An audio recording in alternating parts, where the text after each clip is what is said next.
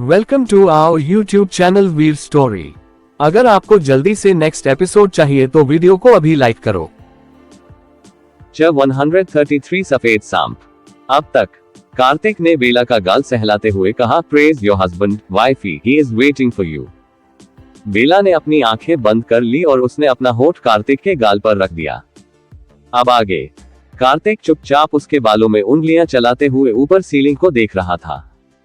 बेला के होठ जैसे ही कार्तिक को अपनी नेक पर महसूस हुए वैसे ही कार्तिक ने अपनी आंखें बंद कर ली। उसकी हाथों की पकड़ भी बेला की कमर और बालों में कस गई थी। बेला बहुत सॉफ्टली कार्तिक के नेक पर किस कर रही है, मगर कार्तिक के लिए उसे टॉलरेट कर पाना भी मुश्किल होता जा रहा था। उसके लिए तो बेला की हल्की छुअन ही सेडिविक्शन का मंत्र था। बेला का यूं किस करना तो कार्तिक के लिए गर्म भट्टी में लावा डालने जैसा था। कार्तिक ने गहरी सांस लेते हुए अपनी मुट्ठियां भींच ली। बेला उसके नेक से होते हुए उसकी चीन, जॉ लाइन और चेस्ट पर धीरे धीरे सॉफ्टली किस करने लगी। उसका सुंदर चेहरा लाल होकर पसीने से तर-बत्तर होने लगा था। हालांकि ऐसा नहीं था, उसने पहले ऐसा कुछ नहीं किया था। बस ये था कि वो जब भी कार्तिक के साथ ऐसी चीजें करती थी तो उसे ऐसा महसूस होता था जैसे वो पहली बार ये सब कर रही हो। तकरीबन 10 मिनट बाद बेला ने लंबी लंबी सांसें लेते हुए अपना चेहरा कार्तिक के गर्दन में छिपा लिया। उन दोनों की सांसें भारी और शरीर गर्म हो चुका था। कार्तिक ने भी उसे ज्यादा कुछ नहीं कहा। अपनी बंद आंखें खोलकर कार्तिक धीरे धीरे बेला का पीठ सहलाने लगा। उसकी नीली आंखों में डार्क इंटेंशन उमड़ आए थे, जिन्हें कार्तिक कंट्रोल करने की कोशिश भी कर रहा था। थोड़ी देर बाद कार्तिक ने पूछा, सोना है तुम्हें? बेला ने सिर उठाकर कार्तिक को घूरा और कहा, अब नहीं, तुम्हारी वजह से नींद खत्म हो गई मेरी। जा रही हूँ फ्रेश होने में, तुम पड़े रहो यही। बेला का जवाब सुनकर कार्तिक के होठों पर गहरी मुस्कान उभर आई। आखिर वो यही तो चाहता था। कार्तिक धीरे से उठकर बैठ गया। बेला अब भी उसके बाहों में थी और उसने अपना दोनों हाथ कार्तिक के कंधों पर रखा हुआ था। कार्तिक हेड रेस्ट से अपना पीठ टिकाते हुए आराम से बैठ गया। बेला भी आराम से उसकी गोद में बैठी हुई थी। उसका दोनों पैर कार्तिक के कमर के इर्द गिर्द था। बेला को थोड़ा असहज महसूस हुआ, इसीलिए उसने कार्तिक के गोद से उठने की कोशिश की, मगर कार्तिक ने उसे ऐसे करने से रोक दिया। डोंट वरी वाइफी, इससे ज्यादा कुछ करने का इरादा नहीं मेरा, तुम आराम से बैठ सकती हो। बेला ने कोई जवाब नहीं दिया। उसने चुपचाप अपना सर कार्तिक के कंधे पर रख लिया। नींद नहीं आ रही थी उसे, पर आलस आ रहा था। कार्तिक ने बेला के पीठ पर हाथ फेरते हुए पूछा, कल रात कैसी बीती? बेला ने जवाब में हल्का हंसकर कहा, अजीब, मतलब बहुत अलग। वहां मेरी एक डॉटर इन लॉ थी जो मुझसे 7 साल छोटी थी। तुम समझ सकते हो कैसा महसूस हुआ होगा मुझे। मैंने वहां खुद को शांत रखने की बहुत कोशिश की थी कार्तिक, पर पता नहीं क्यों बड़ा अजीब फील हो रहा था मुझे वहां। सब कुछ कितना बदल गया ना। कभी कभी इन बातों के बारे में गौर से सोचती हूँ तो अजीब सी बेचैनी महसूस होने लगती है।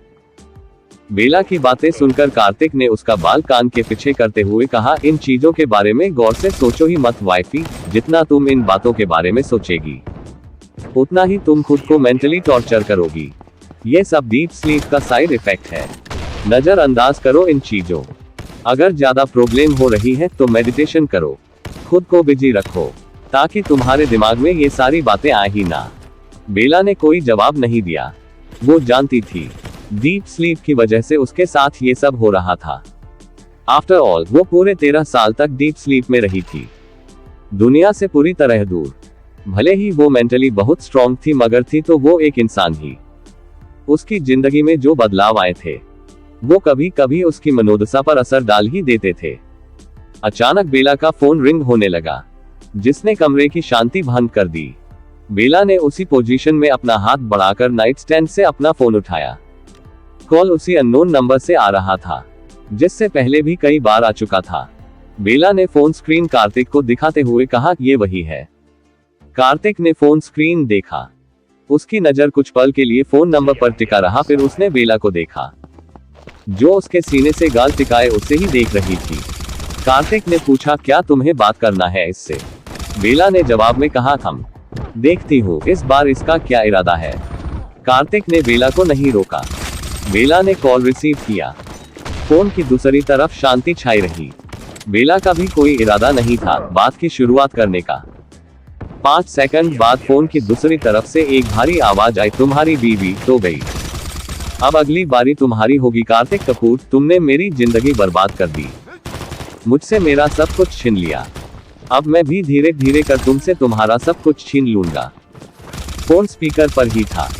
कार्तिक ने उस इंसान की बात सुनी मगर उसके भावहीन चेहरे में कोई बदलाव नहीं आया। हालांकि बेला की आईब्रोज दिलचस्पी के साथ आपस में जुड़ चुकी थी। बेला ने कहा, तो होली हुआ थी जिसने तुम्हें यहाँ से भागने में मदद की थी और उसके साथ मिलकर कल तुमने मुझे पॉइजन दिलवा। दिलचस्प, बड़ी हो गई हो अब तुम। बेला की आवाज सुनते ही फोन की दूसरी तरफ सन्नाटा पसर गया। शायद उस इंसान ने बेला की आवाज सुनने की उम्मीद नहीं की थी। उसे लगा था कार्तिक ने कॉल रिसीव किया है। बेला ने गहरी सांस लेकर कहा, लिसन बेबी गर्ल, तुम्हें ये वॉइस चेकिंग सॉफ्टवेयर यूज करने की जरूरत नहीं है। आई नो तुम कौन हो और क्या चाहती हो, मगर तुम जो चाहती हो वो कभी हो नहीं पाएगा। तुम्हारी क्राइम पार्टनर भी अब मर चुकी है, भूल जाओ ये सब, एक अच्छी जिंदगी की शुरुआत करो।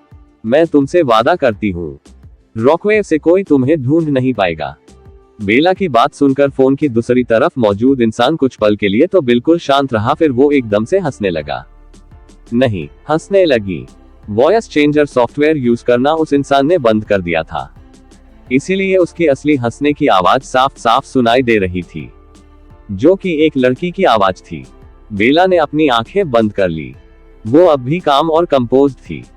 फोन की दूसरी तरफ मौजूद लड़की ने एकदम से हंसना बंद कर दिया और फिर उसने गुस्से में दांत पीसते हुए कहा, अच्छी जिंदगी। सच में श्रेया दी, आपने मुझे मरने के लिए छोड़ दिया था। अपने सगे भाई को बचा लिया मगर मुझे मरने के लिए छोड़ दिया और अब आप महान बनने का झूठा दिखावा कर रही है। सीरियसली, आपको लगता है मैं आपके झांसे में आ जाऊंगी? बिल्कुल भी नहीं है। आपकी खुशियां छीनना, आपको बर्बाद करना मेरी जिंदगी का एकमात्र मकसद है। बहुत सारे लोगों का बदला लेना है मुझे आपसे। पहले मैंने सोचा था मैं आपको पहले खत्म कर दूंगी मगर अब नहीं। अब मैं सबसे पहले आपके करीबियों को खत्म करूंगी, आपको बिल्कुल अकेला और बेसहारा बना दूंगी और फिर जब आप मुझसे मौत की भीख मांगेगी तब मैं आपको मौत दूंगी। बेला ने आराम से सारी बातें सुनी। उसके सुंदर चेहरे पर अब भी बेहद ही शांत एक्सप्रेशंस थे।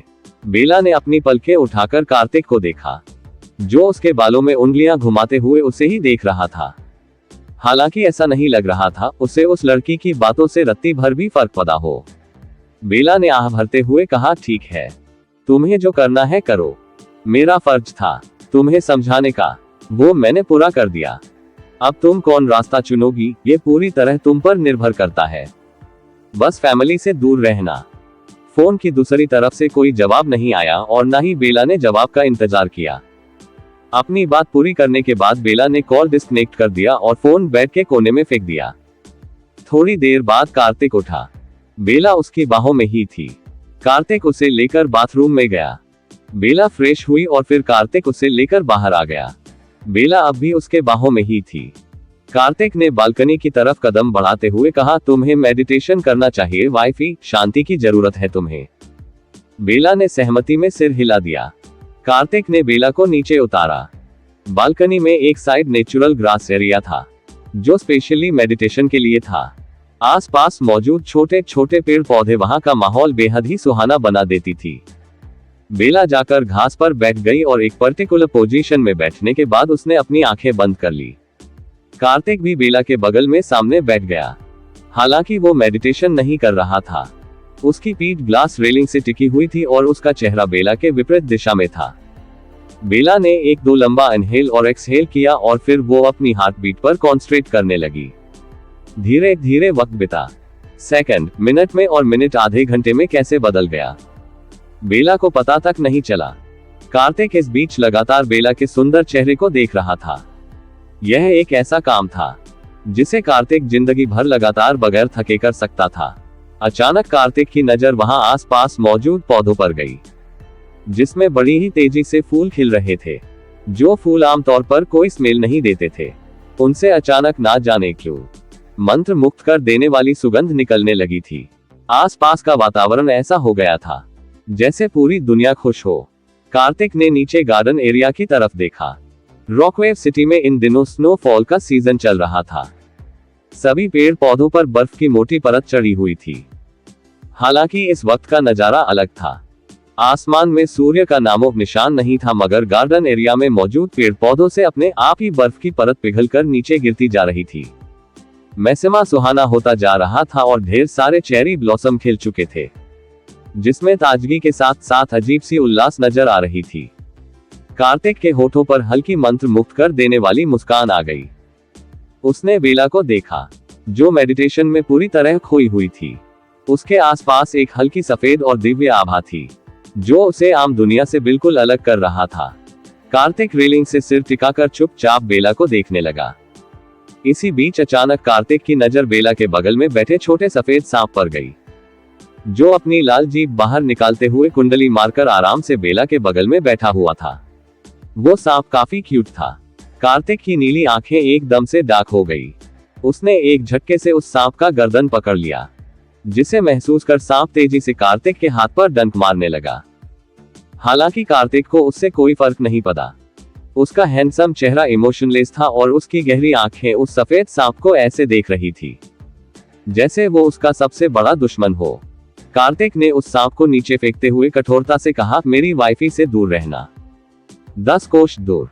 सफेद सांप सीधा जाकर गार्डन एरिया में घास पर गिरा। उसकी लाल आंखें गुस्से में काली हो चुकी थी।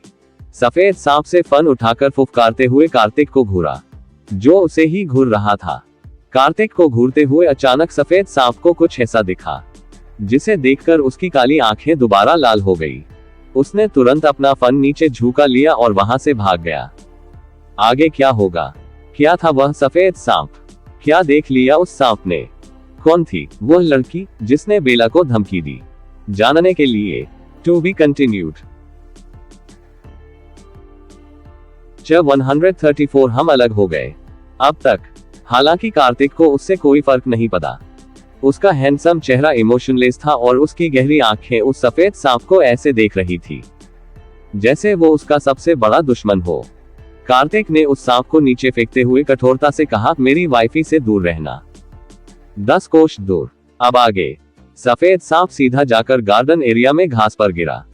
उसकी लाल आंखें गुस्से में काली हो चुकी थी। सफेद सांप से फन उठाकर फुफकारते हुए कार्तिक को घूरा, जो उसे ही घूर रहा था।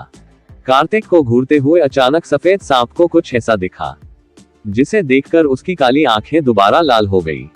उसने तुरंत अपना फन नीचे झुका लिया और वहां से भाग गया, मानो उसने कोई भूत देख लिया हो।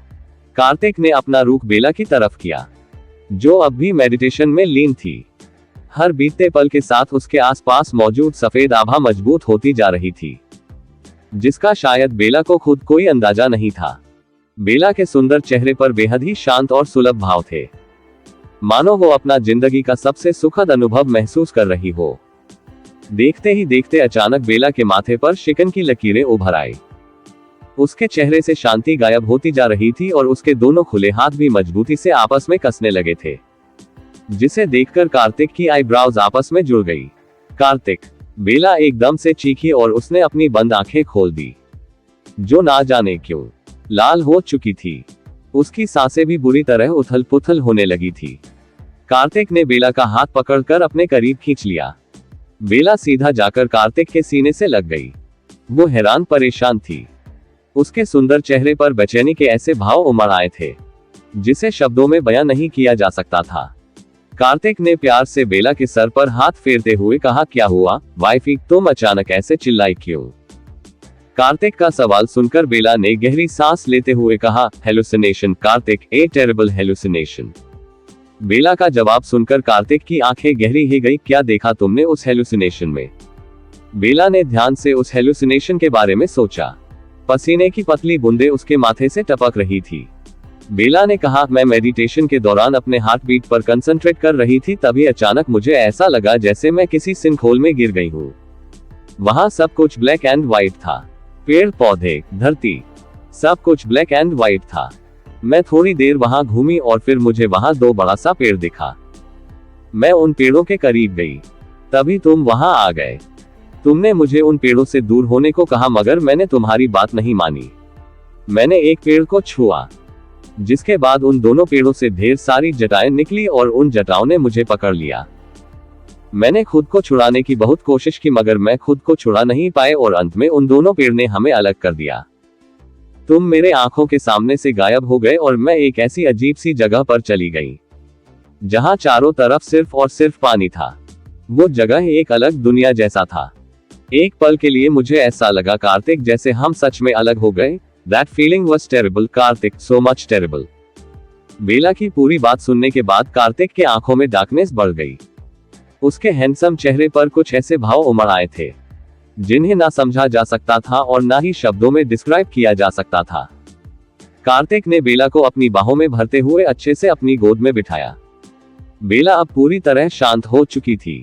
अचानक बेला की नजर कार्तिक के हाथ पर गई, जहां छोटे छोटे डॉट मार्क्स थे।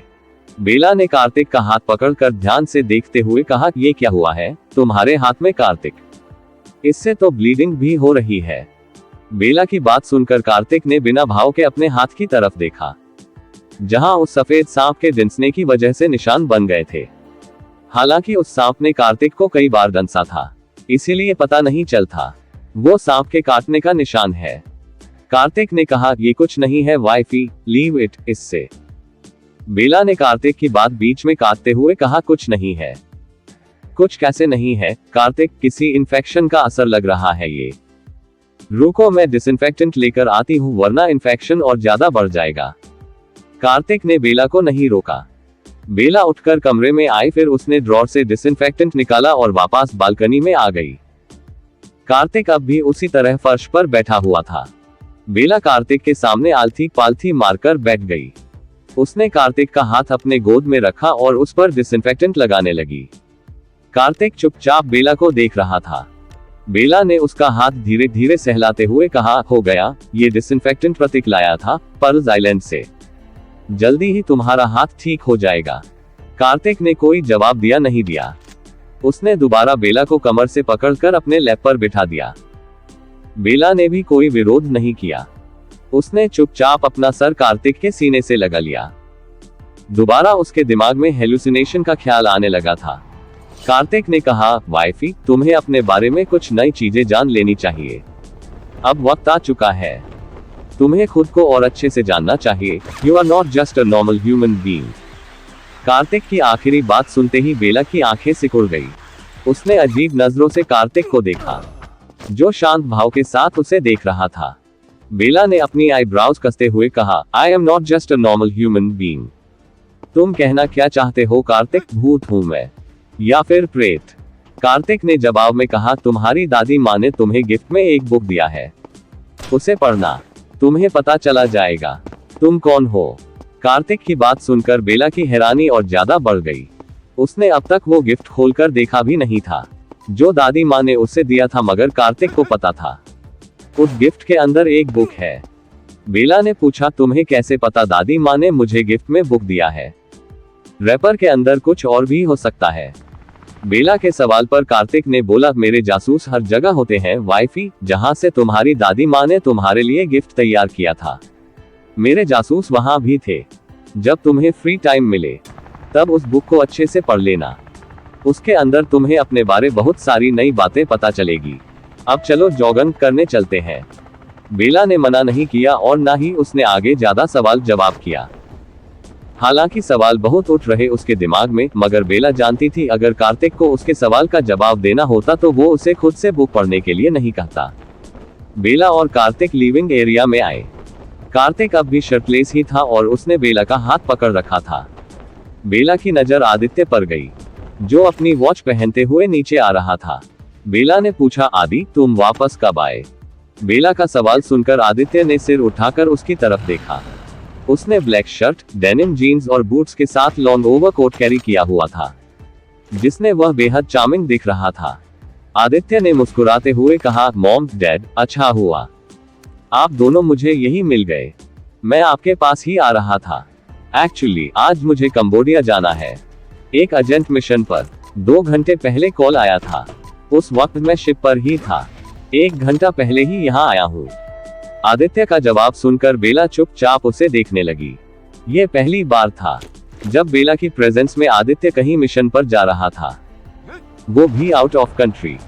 आदित्य ने पूछा, क्या हुआ मॉम, आप मुझे ऐसे क्यों देख रही हो? नहीं, कुछ खास नहीं, मैं बस सोच रही थी कि मेरा मासूम और क्यूट आदि कितना बड़ा हो गया है। खैर, वापस कब आना है पता नहीं, ये तो वहां जाने के बाद ही पता चलेगा। वैसे हो सकता है मैं जब तक वहां रहूं तब तक आपसे कांटेक्ट ना कर पाऊं। Good bye. चॉपर बाहर वेट कर रहा है। ओके बाय, अपना ख्याल रखना। बेला की बात सुनकर आदित्य ने मुस्कुराते हुए उसे हक किया और फिर कार्तिक को जल्दी से साइड हक करने के बाद आदित्य वहां से ऐसे भागा जैसे उसके पीछे पागल कुत्ते पड़े हो। उसके कान भी हल्के लाल हो गए थे। बेला ने हंसते हुए कहा, ये लड़का कितना बदल गया है ना कार्तिक, बचपन में हर वक्त तुमसे लिपटे रहता और अब तुम्हें हक करने पर ही इसके गाल और नाक लाल हो गए। कार्तिक ने जवाब में हल्का सा सिर हिलाते हुए हम कहा। उसकी नजर आदित्य की जाती हुई पीठ पर ही टिकी हुई थी। थोड़ी देर बाद वो दोनों बैकयार्ड में जॉगिंग करने चले आए। आदित्य का चौपर वही लगा हुआ था। जाते वक्त बेला ने कई बार हाथ हिलाकर उसको बाय कहा और थोड़ी देर जॉगिंग करने के बाद वो दोनों वापस अपने रूम चले आए। उन्हें शावर लेना था और रॉकवे बिल्डिंग भी जाना था। आज वहां परितोष आने वाला था सबमिशन प्रोसीजर के लिए। आगे क्या होगा? क्यों गया है आदित्य कंबोडिया? क्या परितोष सच में